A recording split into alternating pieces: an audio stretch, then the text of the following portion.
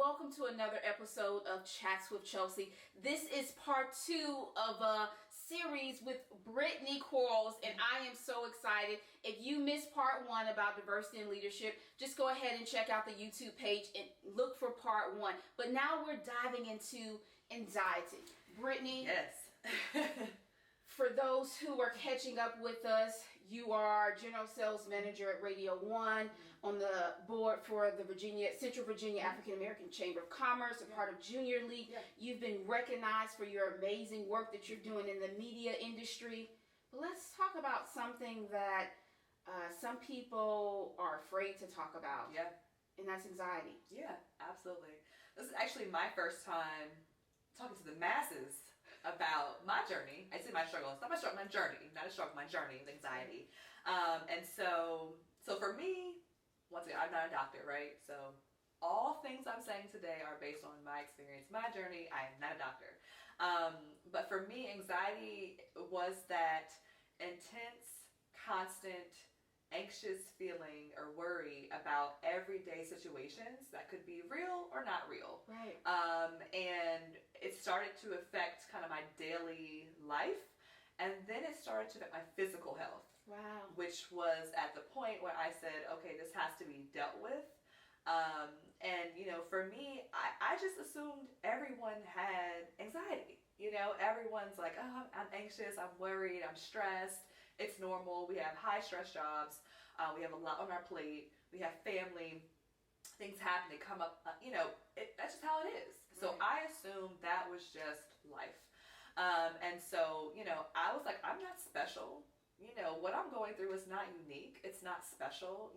What makes me so different than someone else who's going through worse than what I'm going through? And I think sometimes we use the phrase, it could always be worse. Yeah. Which is fine, which is true. Mm-hmm. I think, though, if we use that term too much with everything, it lessens what we're going through. And it makes it not okay for us to deal with certain things because we just say, oh, it could be worse. It could be worse. And so I think we have to make sure society-wise or just between friends, if someone says, oh, it could be worse, kind of ask them, well, let's discuss that a little bit, though, because it could be worse, but that doesn't mean that what you're going through does not need attention. It still needs attention. So that's kind of where I was at when I kind of hit my bottom. Your bottom. First off, I want to say, so I had the definition of anxiety. Yeah, sure. You just laid it all out already. The intensive, excessive, persistent worry and fear about everyday activities. Yeah. When did you first discover you had anxiety? And something else that you hit on that I think is so key, I was reading an article from Mayo Clinic, and one of the things that they shared, that it's a normal part of life. Right. Yet what I love about what you're sharing, and I hope that it's really a part of a healing journey for some of those who are watching, is that parts of it may be normal, right, but you still need to be aware of what you are feeling and you're going through. Absolutely. So when did you first discover you had anxiety? So it's funny. I kind of was like backwards. So I think, all right, so I'll say this. About a year and a half ago, I was going into my 30th year of life and all of that. And months leading up to it, I kept telling myself for about a couple of years, I kept saying, if I make it to the end of this week, if I make it to the end of this month, the end of this year, I'll be okay. I'll be fine. And I wasn't. I was getting worse. And the next thing I know, I'm having experience heart palpitations and heart racing, which was terrifying. Yes. And it was happening when I was at home, kind of sitting down, not really doing a lot. It just came out of nowhere. Just got me out of my chair. And that happened a couple times. And I was like, okay, weird. Move forward. And then it got to the point where that was happening for an extended period of time. My blood pressure was spiking, which I had never had an issue before. And then I was in full panic attack mode. And I didn't realize that's what was happening. So I was like, hey, babe, we gotta go to the ER, now. So next thing I know, I was in the ER 3 times in a month for a panic attack. And when I finally was looking at my discharge paperwork, those 3 times, it would say things like state of anxiety, panic attack, anxiety disorder. And I was like, the last time I was in there, I looked at the doctor and he was like, Mrs. Quarles, there's nothing physically wrong with you at this point. And I just started bawling, crying, and I was like, I feel crazy. I felt crazy. And I felt bad because here I am in the ER taking a bed from somebody who could be having a real heart attack. I thought I was having a heart attack. I'm having a real heart attack. And here I am with an anxiety disorder that I'm not treating, and I've been back. And so that's when I knew the disorder part of it. That's when I knew this had to be dealt with through various forms of healing, possibly medication. Right. But it became more than like the everyday worry. And I think if I really look back on it, and therapy has helped, and we'll get into that. But I was a worried kid. I think I've been wired to worry. Me too. And not just the average kid worry, like everything, right? everything. It's always like worst case scenario, you go straight there. So like my parents, for example, had a date night out, and back at 11, right? 11:02, I'm at the window like, where are they? Where are they? Please call them. Babysitter. My parents are probably, they died in a car accident. They're in the ditch somewhere. Literally in a ditch. And I was like, wow, you know what? That has always been me. And so if I'm wired like that, if I have trained my brain to operate like that for 31 now years, right, I need help to reset, because that's not going to go away overnight. You know, yes.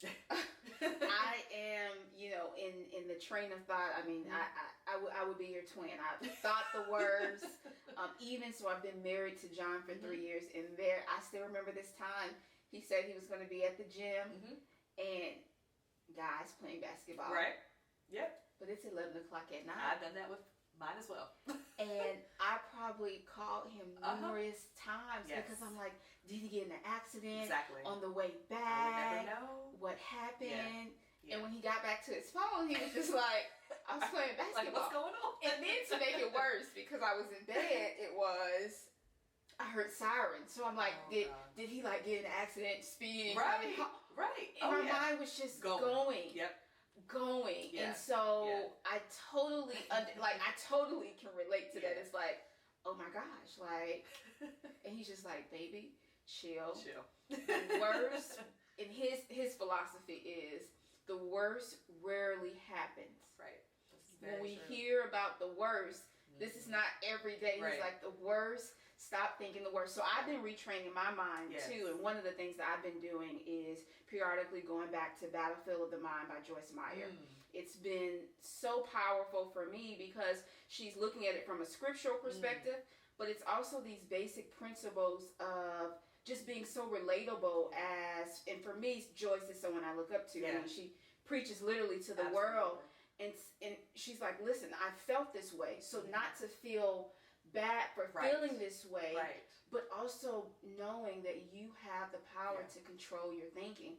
Something else she talked about, Brittney, that I thought was important was that anxiety disorder is the most common mental illness in the United States. Over 40 million adults over the age of 18 have some type of disorder. Wow. When I read that, I stopped for a second, and it was, okay, this is happening.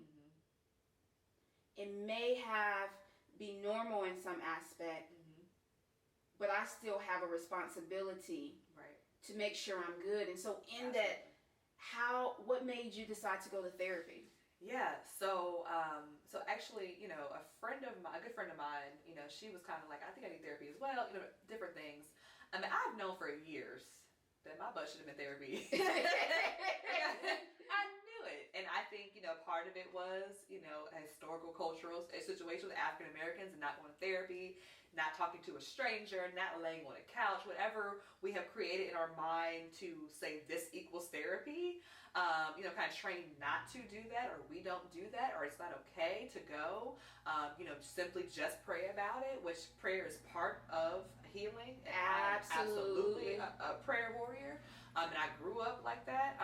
So I don't ever discredit prayer for what it does. But I think prayer is not always the only answer. Listen, I am a pastor's wife. Yes. And I will tell you that too many folks have been told that they can pray something away. Yeah. And I believe Jesus will meet us right there when we're down on our knees Absolutely. or wherever we may pray. Absolutely. But he also gave us wisdom, which is why we have the book of Proverbs. And so some of you all, may need to go lay on someone's couch. Okay? Lay, be heard, and get filled back up. I mean, I had to get it, for a different reason, but I had to go to a therapist. And I picked a Christian therapist because for me it was, you are pouring out, and so you do want to be mindful of what you're getting poured back into you. Absolutely. You know, but yes, go lay on someone's couch. We may have to do a whole series on therapy because... So I was able to find an amazing therapist through a friend of mine. She was into a Black Girls podcast for therapy. And at the end of it, it said, if you're looking for a Black woman, in your area as a therapist, check out our website. So she did that first, actually. And then she said, hey, I'm going. I like her. I said, okay. I said, so here I was. I'm like, all right, let me just go ahead and go. And I was fortunate the first time to find someone I really like, who I still go to a year later. I was there yesterday. And everyone's journey is not that. You have to try people out sometimes and find that right person for you. Like, say, if you want a Christian or a spiritual therapist, or is it male, female, is it African American, whatever it is. Right. I was fortunate to find someone who I didn't even know, but she was also spiritual. So she does bring that into our discussions because I'm okay with it. Right. And she is, dealing with several other things. We've discussed fertility issues. We've discussed being a step parent because I'm all those things. And so, I didn't even know she had all that to offer when I first went there, but I was very blessed that she did because I needed not just to talk about childhood and going through divorce and going through stress and anxiety, but I had a whole other set of things to discuss that she was equipped for personally that I didn't even know I was in for. So it's been amazing, and I think I had to give myself permission to be open to all forms of healing. Because like you said, you grow up and, my mom is a huge proponent of therapy and she always has been. My dad never was. And so, dealing with things like divorce, which rocked the entire foundation of my life with my parents, never dealing with that was somewhere I had to start. Because that had a whole catalyst for a whole set of other things that I, as an adult, am dealing with. So peeling back that onion, and getting to the core of that, and getting to the core of my anxiety. Why am I like that? Why do I have the worst case thought? Why do I create scenarios that don't truly exist or that haven't existed before? I was investing, in the part one, talking about, the career and the journey and being on that bullet train for 5 years. And I was investing in my career and, outside opportunities. They were all wonderful blessings, but I was not investing in Brittney, and I wasn't investing in my physical and mental health. And then I ended up here, sitting on the floor, crying hysterically, literally saying I'm going crazy, and no one knowing that I'm doing that. Like my family, my fiance, knowing that that's what's happening to me before I walked into work that morning. So therapy was huge for me. I encourage all of us to go, all of us to try it out. And then for me, it was the 2 M's. It was meditation and medication. I had to, once again, grant myself permission to say, you know what? Medication is not necessarily a bad thing. That's right. I don't want to be on it all the time. I don't want to be heavily medicated. But it is okay to have therapy and meditate and have some medication and have prayer and have family time. It's okay. To buy books on eating better and natural life. It's okay to have several ways to heal.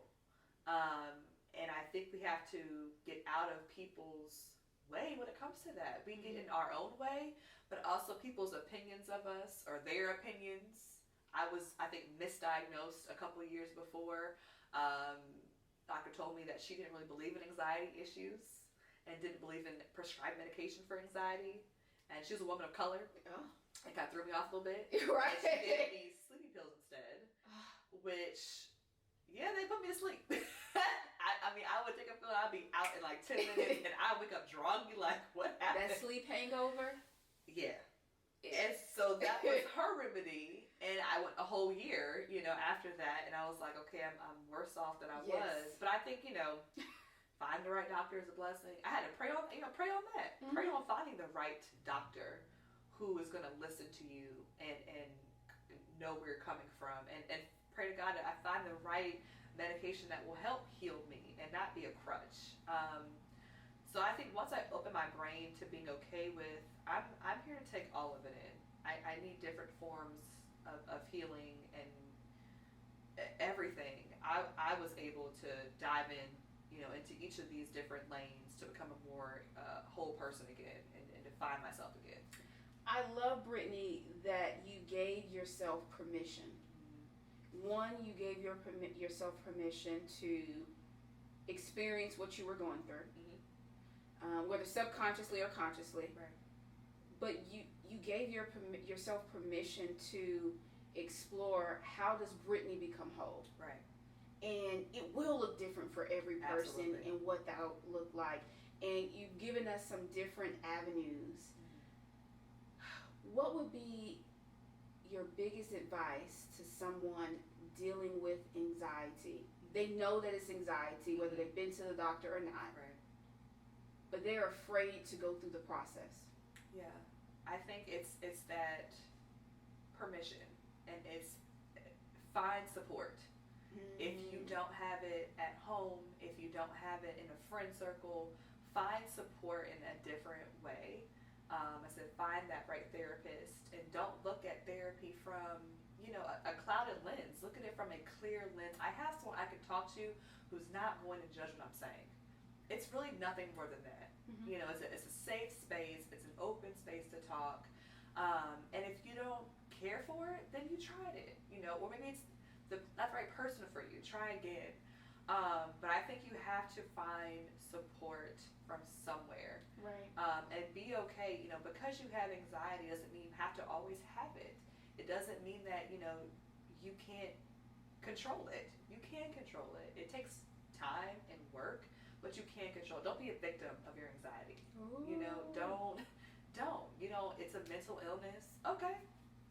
Like any other illness, I can figure this out. Right. I can overcome this, and I think I'll always have it in me. A part of it will still be with me, but as long as I'm controlling it, I'm dealing with it, I'm handling it, I have the tools to handle it. That's the biggest thing, is make sure you find the person to give you the tools to handle it. I think you'll be fine, and it doesn't make you weak. I used to think that anxiety makes me weak. Like, why can't I change my mindset? Why can't I just not think that? I must be a weak-minded person. And I was like, no, you're not. That's right. You're not. You're not weak-minded. You just are dealing with, or not processing the same way as someone else. And don't let anyone tell you, it could always be worse. If you know something is going on, figure it out for yourself. Brittney, I'm so grateful for our time today. I'm grateful for your transparency and for just being so raw. I mean, as I've shared, this definitely connects with me, and so I'm just thankful, and my heart is full knowing that you've shared tips and tools for those who are watching who have been battling anxiety in silence because of the stigma of a mental illness, and so I'm grateful. For those who want to continue to follow your journey, please tell them how they can keep up with you. Yeah, so you can follow me on social media at Miss B Quarles. And I hope to hear from you. If you ever need anything, please feel free to reach out, and good luck to everyone on their personal journeys. Well, ladies, I hope you enjoyed this conversation as much as I did. Again, if you missed part 1, be sure to go back so you can learn more about Brittney's amazing career, and she's only 31, and she is just soaring to the top. And so you'll see her and her fiance owning some type of media company. Who knows? They can acquire Chats with Chelsi, right? Let's just make this. Let's just go ahead and start making this happen. But ladies, have a fantastic week, and I look forward to seeing you next time.